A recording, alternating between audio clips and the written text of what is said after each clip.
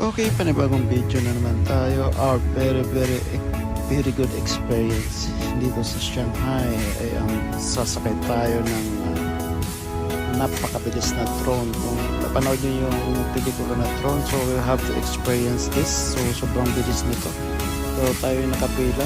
So halos umaabot ng 1 hour yung pila dito, pero pagtsagaan natin, kailangan natin makasakay dito, pa-experience natin itong ganitong uri ng